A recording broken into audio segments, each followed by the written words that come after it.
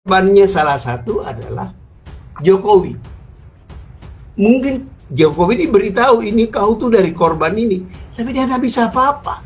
Saya juga ingin menasihatkan kepada pemerintah untuk menyadari ini, supaya tidak panik nangkepin orang, mengkriminalkan orang. Tapi pemerintah ini harus sadar, dia tidak akan hidup sepanjang zaman.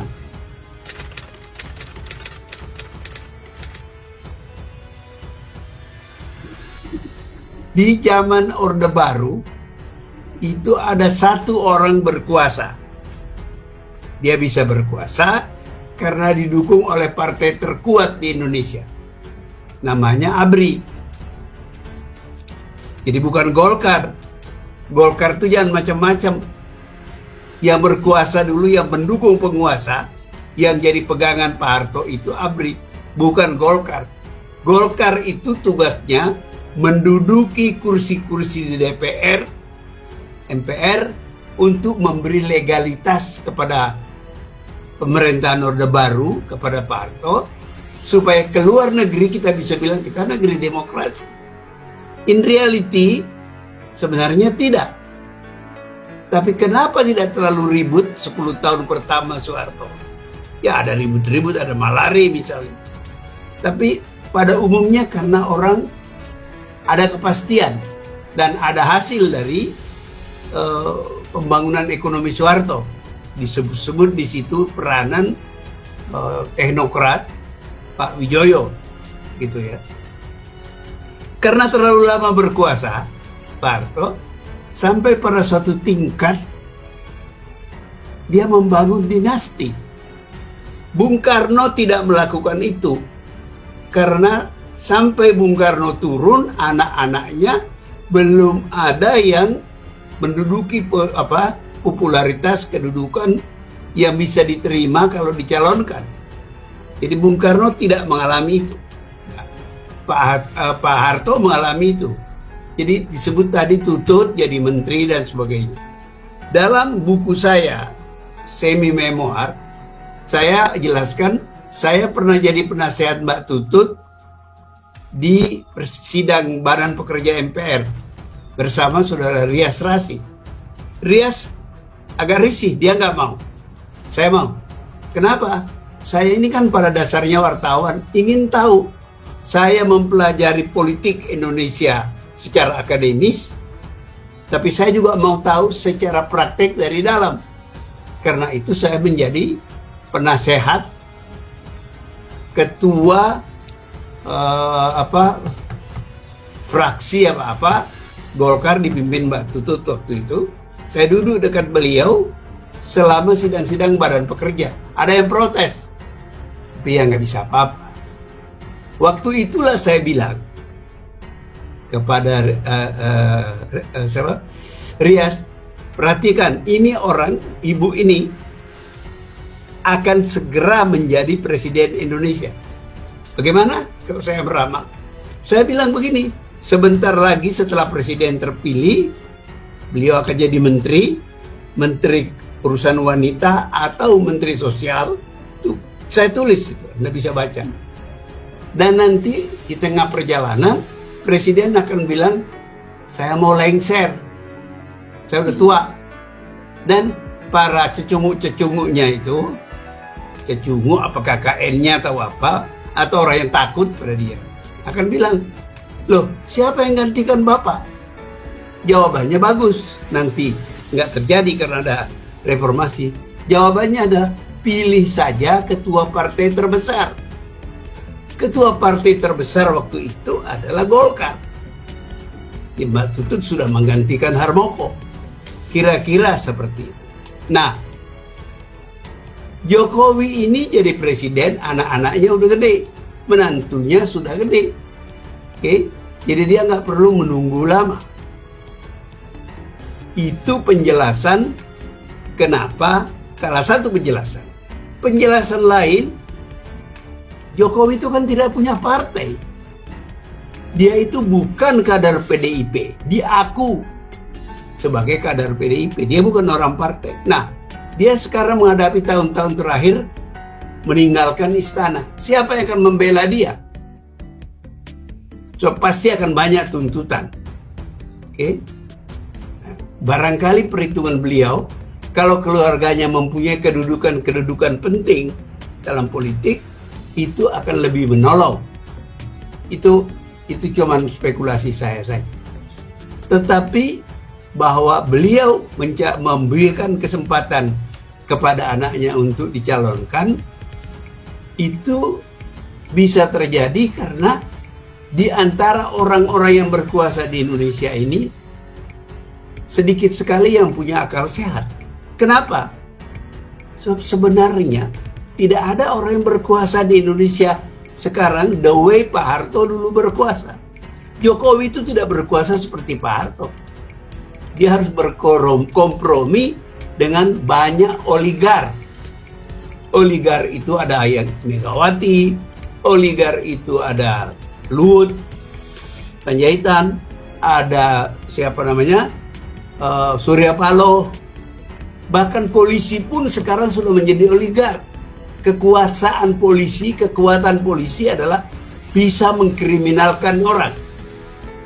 Dan kalau mau mengkriminalkan orang, tidak terlalu susah untuk menemukan alasan untuk itu. Jadi dia menjadi sangat penting. Saya takut sebentar lagi, bukan takut. Saya berpikir, bukan takut. Prabowo pun sebenarnya sebentar lagi akan lebih established sebagai salah satu di antara oligar yang menguasai Indonesia. Maka tidak seluruhnya kebijakannya Presiden Jokowi itu adalah kemauannya dia sendiri. Dia harus berkompromi kiri kanan. So, tidak ada kontrolnya yang penuh di parlemen seperti dulu Pak Harto menguasai MPR dan DPR. Jadi kalau persoalan kita ini banyak sekarang, kita tidak bisa berharap banyak kepada Pak Jokowi, bukan karena dia jahat, dia nggak punya kekuasaan. Kita tidak tahu undang-undang yang mana yang dia usulkan, perjuangkan, dan mana yang dia terpaksa perjuangkan karena harus meladeni kepentingan oligar-oligar yang lain. Saya kasih Anda contoh. Dia akan dituduh, dicurigai, PKI apa-apa begitu. Ya tentu dia akan bilang, waktu Gestapo saya masih berapa tahun, saya masih bayi. Oke. The point adalah di PDIP, partai yang menjadi resminya mencalonkan Pak Jokowi, ada seorang yang menulis buku, aku bangga sebagai anak PKI, dan mengaku bahwa anak PKI banyak di PDIP. Oke. Nah, orang menyimpulkan saja, menghubungkan itu dengan Jokowi. Oh, Jokowi itu melindungi PKI. Nah, itu dihubungkan dengan undang-undang HIP itu. Oke. Jadi itu merugikan Jokowi sebenarnya. Saya tidak terlalu percaya Jokowi itu komunis. Dia berada dalam posisi sulit saja karena yang mendukung dia adalah PDIP. Sementara ideologinya PDIP itu adalah kelanjutan dari ideologinya Bung Karno. Nasakom, tidak, kata itu nggak dipakai, begitu ya. Jadi Bung Karno itu kan sampai meninggal itu tidak mengutuk PKI, tidak meninggalkan Nasakom, dan ideologi itu menurut saya nampaknya dipertahankan oleh PDIP. Itu sebabnya PDIP tidak terganggu dengan pernyataan siapa namanya itu penulis buku itu, Ciptaning.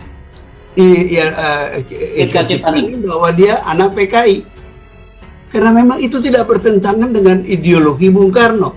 Bung Karno kan tidak merasa, tidak membubarkan Nasakom, dan itu dilanjutkan oleh PDIP sekarang di bawah pimpinan Ibu Megawati. Nah, korbannya salah satu adalah Jokowi.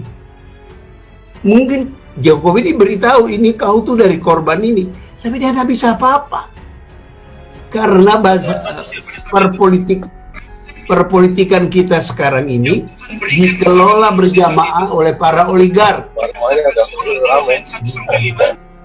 Jadi kayak kasus antara Profesor Suteki itu Jadi mana udah dia keluar, mengusir dia dari Diponegoro. Kita nggak tahu. Banyak undang-undang yang harus kita seperti tebak-tebakan. Kira-kira ini siapa yang punya kepentingan? Sebab itu harus diladeni oleh Jokowi karena dia nggak punya kekuasaan. Sesungguhnya kekuasaan Jokowi, modal Jokowi itu adalah tanda tangan. Dia adalah presiden. Keputusan apapun kalau tidak ditandatangani presiden itu nggak bisa jalan. Nah itu kekuasaannya Jokowi. Nggak ada yang lain. Dia nggak punya pengikut, nggak punya partai. Gitu. Jadi dia bisa jadi presiden karena ketemu kepentingan sejumlah oligark. Mula-mula mungkin beberapa, tapi lama-kelamaan mereka berkerumun dan semuanya itu menagih sesuatu dari Jokowi. Tagihan itu adalah yang mereka inginkan itu kebijakan-kebijakan yang menguntungkan mereka. Jadi kami para pengamat politik harus pintar-pintar cari info. Jadi kayak Intel aja cari info untuk menebak siapa yang punya kepentingan ini. Sebab macam-macam kepentingan itu tercermin dari macam-macam undang-undang yang disampaikan untuk dibahas di DPR. Itu saya kira penjelasannya. Jadi, nah, yang kedua, yang saya mungkin lebih penting mau saya kemukakan, saya ini ilmuwan sosial. Sebagai ilmuwan sosial, saya selalu melihat sesuatu dalam proses. Kalau kita bicara tentang Belanda menjajah Indonesia 350 tahun, sebenarnya tidak benar. Sebab Hindia Belanda itu sudah baru lahir setelah hancurnya VOC tahun 1800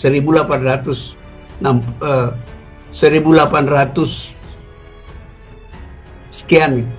Lalu pemerintah Belanda mengambil alih VOC dan kemudian didirikanlah negara Nederland ini. Itu abad 19. Abad ke-20, awal abad ke-20, ketika gubernur jenderalnya adalah Van Hertz, dia bekas tentara yang memimpin perang Aceh, kemudian dia jadi gubernur jenderal.